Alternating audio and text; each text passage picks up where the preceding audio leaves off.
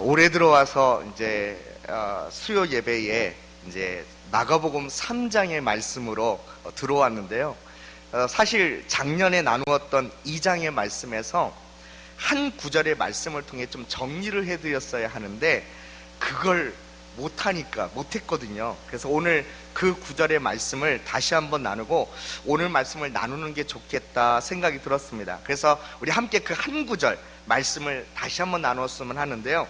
마가복음 2장 28절 말씀인데 함께 그 말씀을 읽어보도록 할까요? 마가복음 2장 28절 같이 읽겠습니다. 시작. 이러므로 인자는 안식일에도 주인이니라. 왜 제가 자꾸 이 마가복음 2장 마지막 구절에 신경이 쓰였는지 아십니까? 그 이유는 이러므로 인자는 안식일에도 주인이시라는 이 말씀 때문에 그렇습니다. 그냥 이 말씀을 예수님이 쉽게 이렇게 말씀하셔도 되는 거였습니다. 뭐냐면 이러므로 인자는 안식일의 주인이라. 이러면 끝나잖아요. 이러면 서로 편하게 그렇지, 예수님은 안식일의 주인 되시는 분이시지라고 딱 정의 내리고 그 다음 말씀으로 쉽게 넘어갈 수 있을 텐데, 여러분 잘 보세요. 예수님이 이런 표현을 쓰신 것입니다. 이러므로 인자는 안식일 뭐라고 하셨나요? 안식일에도 주인이라 라고 말씀하세요. 이 표현이 무엇을 말씀하시는 걸까가 계속 머릿속에 맴도는 거예요. 예수님은 안식일에도 주인이시다면 또한 다른 표현으로도 예수님은 어떤 분이신지, 그리고 그렇게 정의되는 다른 뭔가가 또 있다는 표현이 아니겠습니까? 인자는 안식일에도 주인이고 또 다른 게 더 있는데 그것이 생각나니? 꼭 저에게 이렇게 물어보시는 말씀 같았어요. 마가복음 3장의 말씀으로 넘어와서도 제가 다시 이 한 구절의 말씀으로 되돌아볼 수밖에 없었던 이유가 바로 이것입니다. 자, 그럼 사랑하는 성도 여러분, 인자는 안식일에도 주인이시고요, 그럼 또 예수님은 어떤 분이시라고 말씀하셨던 것일까요? 아니, 마가복음 2장 마지막 절 말씀에서 이렇게 말씀하시고 그냥 3장으로 툭하니 넘어갔는데 그 뒤에 아무 말씀도 없으시고 그냥 2장을 끝내셨는데, 아니 뭘 말씀하셨다고 하시는 거죠? 이렇게 물어보실 수 있을 겁니다. 근데 전에 마가복음 2장 말씀을 제가 소개하면서 이 마가복음 2장 말씀에는 조금 독특하게 이야기가 모두 4개로 구성되어 있다고 말씀드린 적이 있었습니다. 이 4개의 사건 속에 모두 동일하게 등장하던 똑같은 비슷한 표현들이 있었다고 말씀드린 적이 있었는데 혹시 기억나시나요? 네. 마가복음 2장에 나온 첫 번째 사건은 뭐였죠? 앞절에 마가복음 2장 첫 번째 사건은 기억나실 거예요. 지붕을 뜯어서 구멍을 내고 거기에 내렸던, 침 상태에 내렸던 누구요? 중풍병자가 나오죠. 그를 고쳐주셨던 사건이 나왔었죠. 그리고 두 번째 사건은 뭐였죠? 세관에 앉아있던 알페오의 아들 레이를 부르시고 그의 집에 들어가셔서 함께 잡수시던 장면이 나오던 내용이었습니다. 그리고 세 번째 사건은 뭐였죠? 사람들이 요한의 제자들과 바리새인들이 금식하는 것을 가지고 이 예수님의 제자들을 데리고, 아니 왜 예수님의 제자들은 금식하지 않냐고 그렇게 따져 물었던 그 사건이었었죠. 그리고 네 번째 사건은 뭐였죠? 안식일에 예수님의 제자들이 밀밭 사이를 지나가면서 시장했던지 그 이삭을 잘라 먹은 것을 가지고 바리새인들이 이렇게 따져 물었죠. 어찌하여 안식일에 하지 못할 일을 하나이까 따져 물었던 바로 그 사건이었었습니다. 자, 그럼 이 4개의 사건에서 공통적으로 등장했던 것이 뭐였던가요? 다들 이 사건들 속에 어떤 서기관이건 바리새인의 서기관이건 아니면 사람들이건 아니면 바리새인들이건 모두 예수님께 따져 물었던, 그렇죠, 아니면 속으로 막 따지는 생각들을 했던, 그런데 거기에 예수님이 아시고 대답해 주셨던 것, 이게 이 4개의 사건에 공통적으로 들어있던 내용이라고 말씀드렸습니다. 자, 그럼 제가 왜 예전에 나눴던 말씀을 우리들 그 기억 속에서 다시 끄집어내서 말씀드리냐면요, 마가복음 2장 말씀 마지막 절에 예수님이 인자는 안식일에도 주인이라고 말씀하신 것처럼 예수님은 안식일의 주인이실 뿐만 아니라 또 예수님은 누구이신가에 대해서 예수님을 우리가 어떻게 바라봐야 되는가에 대해서 말씀하신 내용이 이 4개의 사건 모두에 나와 있다는 것입니다. 예수님이 어떤 분이신지 첫 번째 사건을 보겠습니다. 어떤 예수님을 소개하셨냐? 마가복음 2장 10절 말씀인데 같이 한번 읽어보도록 할까요? 마가복음 2장 10절. 그러나 시작.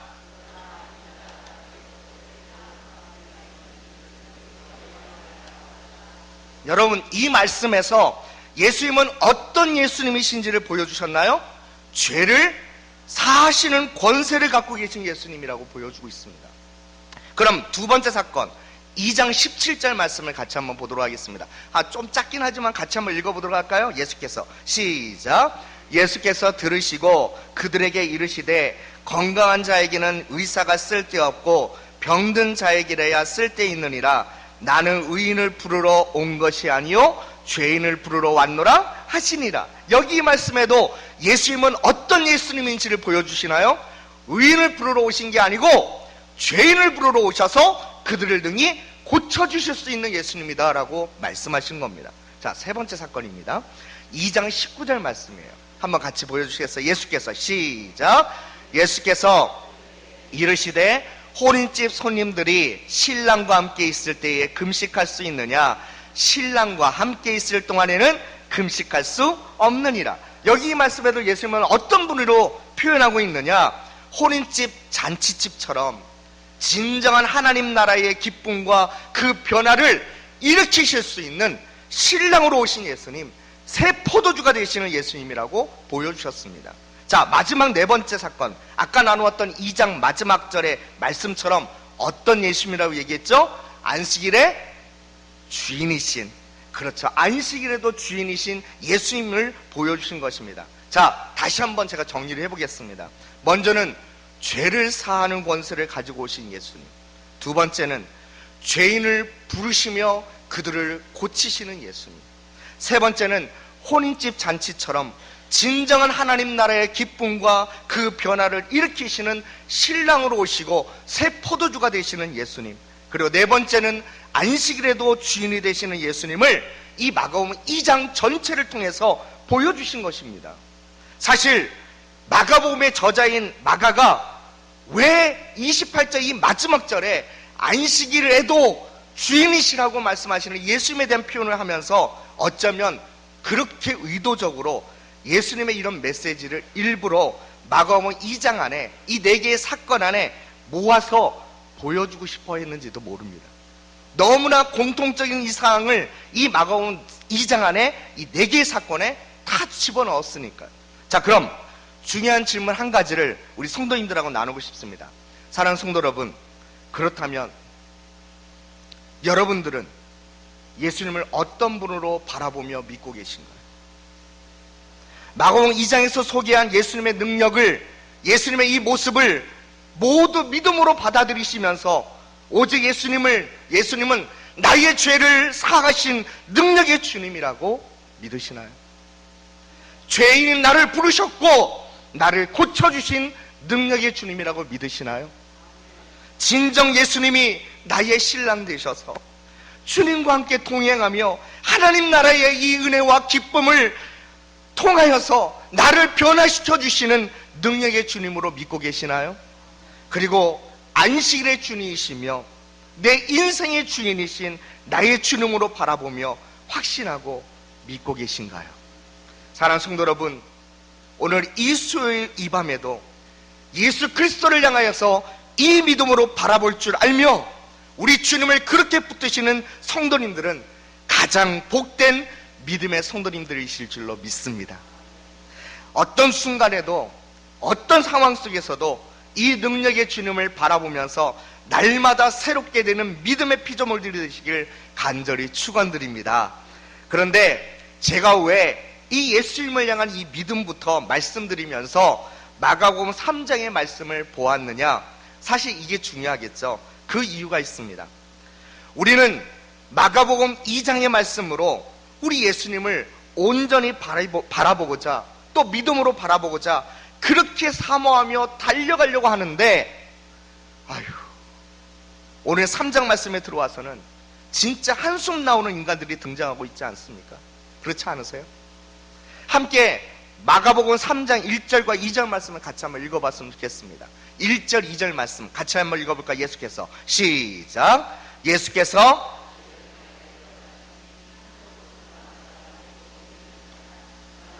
예수를 고발하려 하여 안식일에 그 사람을 고치시는가 주시하고 있거늘. 자, 이 말씀 보십시오.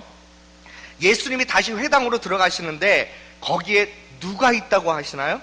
한쪽 손 마른 사람이 있었습니다. 누가복음에는 오른쪽 손 마른 사람이라고 표현하기도 했는데 회당에 한쪽 손 마른 사람이 있다는 것이 무슨 문제 될 게 있겠습니까? 그런 병자들도 올 수 있겠죠. 그런데 정작 문제는 뭐였던가요? 2절 말씀에 넘어가면 사람들이 뭐 하려고요? 예수를 고발하려 하여.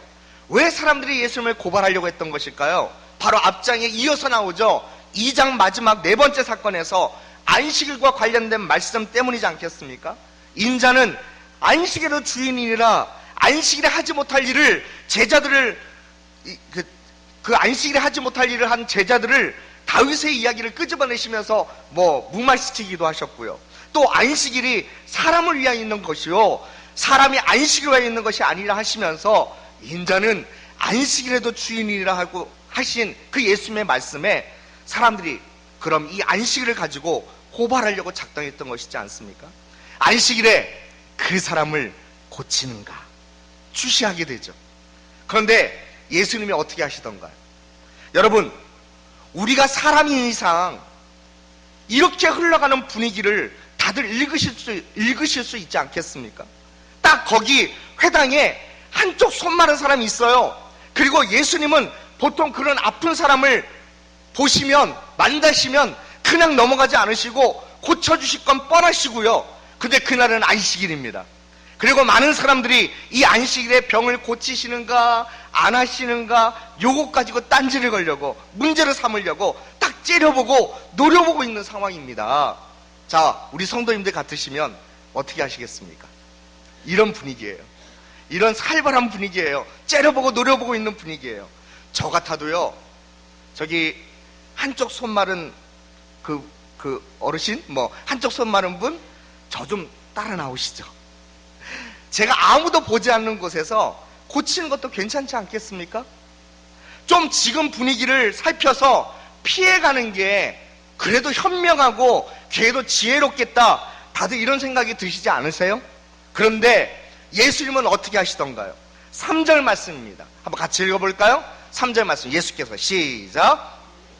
손 마른 사람에게 이르시되 한가운데 일어서라 하시고 그 회당 한가운데 일어서라. 모두가 그 자리에 있는 모든 사람들이 두 눈으로 모두 다 볼 수 있게 그 한가운데 일어서라고 하신 겁니다. 우리 예수님 절대 겁내시지 않으셨죠. 우리 예수님 그들과 절대 타협하지 않으셨죠. 왜요? 안식일의 주인이 되신 분이 그 안식일을 무거운 율법의 짐으로 만든 사람들과 그 어떤 타협도 하지 않으시고 안식일의 주인이신 능력을 스스럼 없이 행하신 것 아니겠습니까? 그러시면서 4절 말씀에 한번 같이 볼까요? 4절 말씀 그들에게 이르시되 시작. 그들에게 이르시되 구하는 것과 죽이는 것 어느 것이 옳으냐 하시니 그들이 잠잠 5절 말씀입니다. 같이 읽습니다. 시작. 그들의 마음이 완악함을 탄식하사 노하심으로 그들을 둘러보시고 그 사람에게 이르시되 내 손을 내밀라 하시니 내밀매 그 손이 회복되었더라. 당당하게.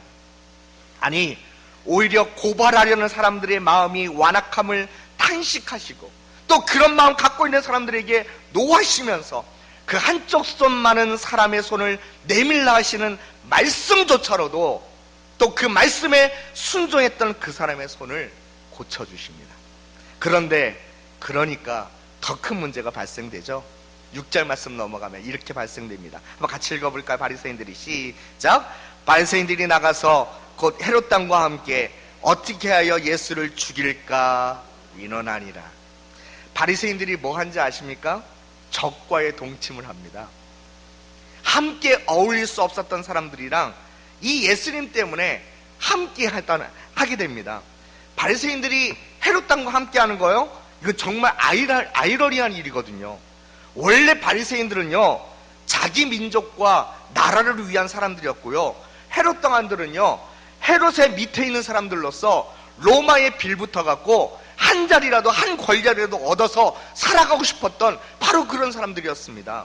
이들은 사실 서로 적이나 마찬가지였고요, 서로 어울릴 수 없는 관계였거든요. 그런데 이들에게 손을 잡을 공통 분모가 생긴 것이죠. 무엇 때문에요? 예수님을 죽이고 싶어하는 그 마음이 둘 다 하나같이 똑같았다는 것입니다. 자, 성도 여러분, 이들이 예수님을 어떻게 보고 있는 건가요? 왜 이들의 마음이 왜 이리도 완악하고 왜 이리도 믿음의 눈을 감고 있는 것일까요? 예수님은 죄를 사하실 수 있는 하나님의 아들이시라고, 죄인을 부르시면서 그들을 불쌍히 여기시면서 고쳐주시는 그런 능력의 주님이신데, 또한 그분과 함께 동행하는 삶에 하나님 나라의 진정한 기쁨과 은혜를 가득 부어주시는 분이신데, 또한 하나님이 정해주신 안식일의 주인이 되어주셔서 진정한 우리 삶의 쉼을, 안식을, 그 안식의 자리로 인도해 주시는 은혜의 주님이신데요, 왜 이렇게 이 주님께, 이 예수님께 마음문을 닫고 오히려 예수님을 죽이려고까지 시기하고 모함하고들 있는 것일까요? 너무나 안타깝지 않습니까? 그 발달은 어디에 있겠습니까? 바로 예수님을 제대로 믿음으로 보지 못하는 거예요. 그리고 오직 예수님을 고발하려고 하는 그 삐뚤어진 눈으로 보면서 안식일을 논쟁거리로 따지고 보았기 때문이죠. 예수님은 이런 그들의 마음이 완악하다고 보셨고 탄식하셨고 노하기까지 하셨던 것입니다. 저도 한때 이럴 때가 있었습니다. 참 그때만 생각하면 비록 제가 그때는 어렸던 나이라 할지라도 저를 보셨던 예수님의 마음이 오늘 이 사람들을 보셨던 그 마음과 비슷하지는 않으셨을까, 그런 생각이 갑자기 떠오르더라고요. 제가 예수님을 만나기 전, 제가 예수님을 제대로 보지 못하니까요, 이런 마음들로 좀 가득 찼었던 것 같아요. 교회에 대해서요. 교회에 나가서 예수님 찾고 하나님 찾고 기도하는 사람들은, 그때는 제가 안 믿었으니까 이런 생각으로 하신 거예요. 이해하고 들어주세요. 참 약해 빠진 사람들이라고 말이죠. 참 약해 빠진 사람들이다. 왜 해보지도 않고 신 앞에만 엎드려서 맨날 달라고만 하면서 기도만 하냐, 이렇게 말이죠. 저는 그때 우리가 죄인이라 아무것도 할 수 없는 무능력한 인간이고 예수님만의 도우심으로만 살아갈 수밖에 없다는 이 믿음의 세계를요, 전혀 몰랐던 것입니다. 아니, 그런 죄인들도 고쳐주시고 품어주시면서 죄를 사해주시며 그 연약함을 믿음의 강함으로 인도해 주시는 그 예수님을 잘 몰랐던 것입니다. 심지어 신앙생활을 제가 시작했을 때에도 중학교 3학년 때 이제 친구의 도움을 통해서, 인도함을 통해서 제가 처음 교회를 나가게 되었었는데요, 그때 신앙생활을 시작했을 때도 예수님의 마음을 잘 몰랐던 것 같습니다. 제가 이 옆에 충남교회 공고를 다닐 때 이 고등학교 안에 좀 유별난 친구들이 있었습니다. 제가 봐도 유별났어요. 그 친구들은요, 누구들이냐 하면요, 이 공고를 위해서, 이 충기를 위해서 학교를 위해 기도하고 예배하러 모이는 친구들이 있었거든요. 그때는 친구들도 아니었죠, 걔네들하고는요. 그 동아리 이름이 아직까지도 기억납니다. CCAS라고 영어 영문자 처음을 막 따갖고 그때는 유행을 했었어요. 그런 것들이요. 소위 충남기회공고 기독동아리 식으로 모였던 그런 친구들이 있었는데요, 전 왜 그 친구들을 바라볼 때마다, 저도 교회를 다니고 있었지만요, 왜 그리 삐뚤어지게 보았는지 모르겠습니다. 쟤네들 저렇게 동아리 활동하면서 동아리 활동한다는 명목으로 여자애들이나 사귀러 다니고 놀러 다니려고 저런다고, 교회만 열심히 다니면 되었지, 아니 무슨 학교에서 예배한다고 하고 다른 학교랑 같이 어울려갖고 돌아다닐 필요가 뭐가 있어, 이런 생각들이요. 이렇게 하면서 손가락질 좀 했던 것 같습니다. 그런데 제가 고3 되었을 때요, 놀랍게도 어느 순간 제 자신을 보니까요, 제가 이미 그 소에 속해 있더라고요. 그 안에 들어가 있더라고요. 왜 그런지 아세요? 제가 다니고 있던 학교를 향한 하나님 아버지의 마음을, 은혜를 받고 점점점 믿음이 자라다 보니까 알게 되더라고요. 내가 다니는 학교에서도 하나님이 왜 나를 이 학교에 보내셨는지, 나를 왜 이곳에서 공부하게 하셔서 비전을 갖게 하시는지, 이게 믿음이 자라나니까 하나님의 마음을 알겠더라고요. 그리고 나도 학교를 위해서, 나도 다른 많은 청소년들을 위해서 기도해야 되겠다는 이 믿음이 싹 트는데요, 저를 학교 동아리로 그때부터 인도하시고, 주바락이라고 하는 그 연합해서 뭐 함께 대전 땅을 위해 기도하던 그런 청소년들 모임에까지 인도해 주시더라고요. 처음에는 예수님에게 관심조차 안 가졌습니다. 예수님이 나랑 무슨 상관이냐고. 나중에 교회를 다녔어도요, 하나님의 마음에 관심도 갖지 않았는데 말이죠. 주님의 마음이 내 안에 심겨지면서 날마다 저의 믿음이 성장하다 보니까요, 무엇이 진짜 선이고 악인지, 무엇이 우리 주님이 원하는 삶이고 무엇이 주님이 원하지 않으시는 삶인지 고민하게 되고, 이 믿음대로 살아가게 되더라고요. 오늘 말씀에도 이런 말씀을 우리 예수님께서 하십니다. 우리 한번 4절 말씀인데 함께 읽어보도록 할까요? 오늘 말씀 4절 말씀 같이 한번 읽어보도록 하겠습니다. 4절 말씀을 한번 좀 띄워주세요. 네, 그들에게 이르시되, 시작. 그들에게 이르시되, 안식일에 선을 행하는 것과 악을 행하는 것, 생명을 구하는 것과 죽이는 것, 어느 것이 옳으냐 하시니 그들이 잠잠함은. 여러분, 이 말씀에서 예수님의 마음이 느껴지시나요? 그리고 이 말씀대로 살고 싶어지는 그 마음이 여러분 안에 생기시나요? 예수님의 말씀은 무엇인가요? 사람들은 안식일에 율법에 갇혀 있으면서 오직 자기들 율법의 그 기준대로 해서는 안 되는 일과 해야 될 일만, 그것에 갇혀서 살고 있었는데, 예수님은 뭘 말씀하셨느냐?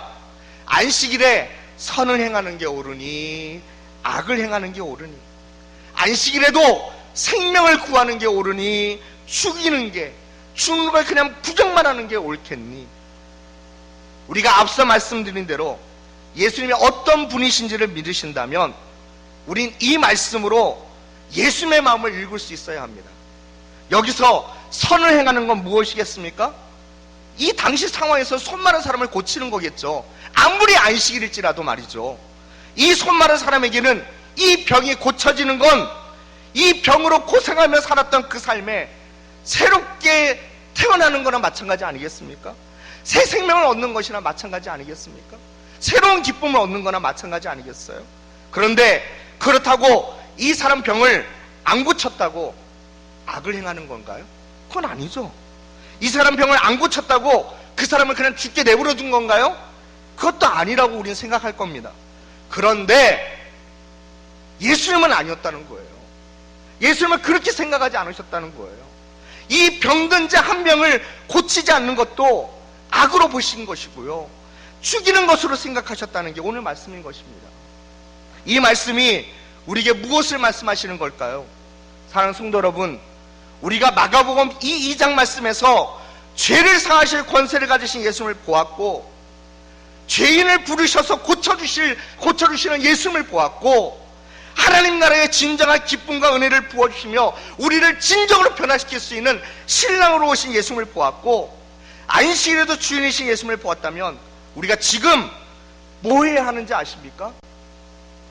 그 예수님의 마음으로 우리 성도님들 사역의 자리에서, 우리 성도님들의 그 삶의 자리에서 이 예수님의 마음을 갖고 이웃을 대해야 되고, 이 예수님의 마음을 갖고 영혼을 사랑하는 마음을 가져야 되고, 이 예수님의 마음을 갖고 그 주님의 사랑이 흘러갈 수 있도록 순종하며 살아가는 것, 이것이 우리 주님이 우리에게 원하는 삶 아니겠습니까?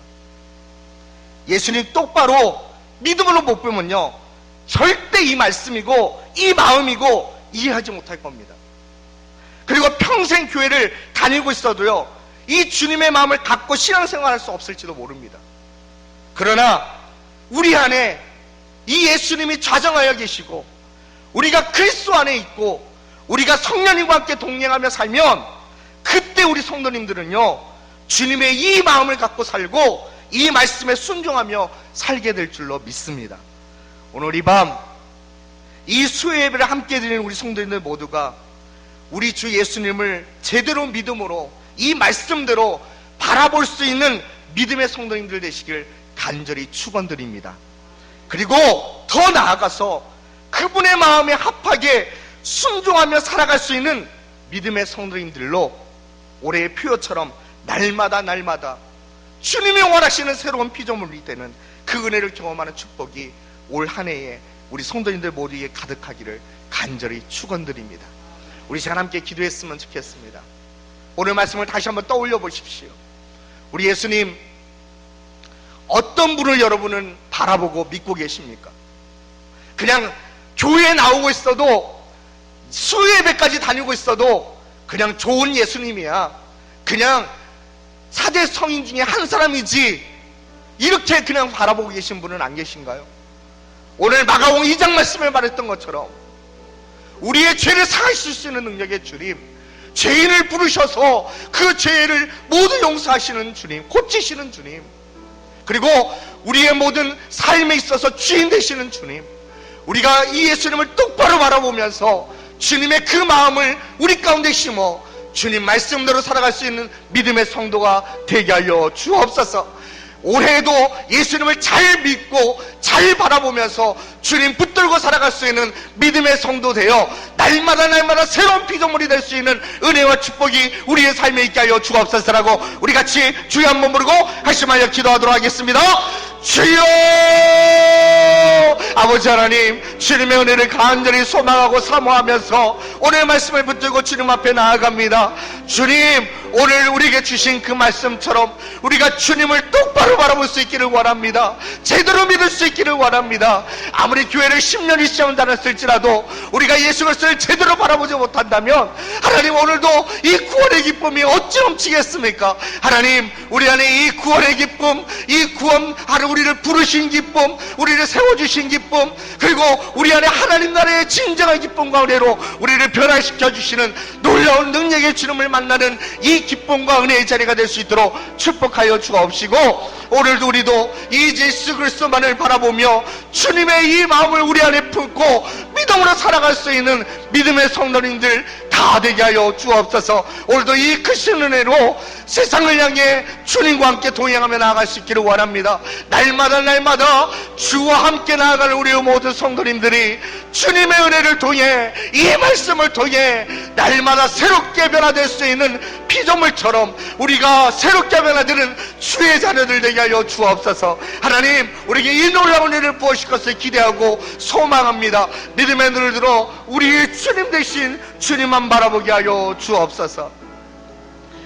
살아계신 하나님 아버지, 은혜를 감사합니다. 오늘도 우리의 믿음의 모습들을 다시 떠돌아보며 우리가 제대로 예수님 바라보고 있는지, 우리가 제대로 예수님 믿고 있는지 다시 한번 내 자신을 점검하고 말씀 앞에 나아가 이렇게 만나신 나의 주님, 이렇게 나를 구하여 주신 나의 주님, 이렇게 하나님 나라의 기쁨과 은혜를 내 안에 부어주신 우리 주님을 끝까지 붙들고 섬기고 믿고 의지하며 살아가는 믿음의 자녀들 되게 하여 주옵소서. 그리고 우리의 삶 속에서도 이 주님만 바라볼 뿐만 아니라 주님의 이 마음을 품고 우리가 하나님이 진정으로 기뻐하시는 믿음의 삶을 살아갈 수 있게 하여 주옵소서. 감사합니다. 예수님의 이름으로 기도드립니다. 아멘.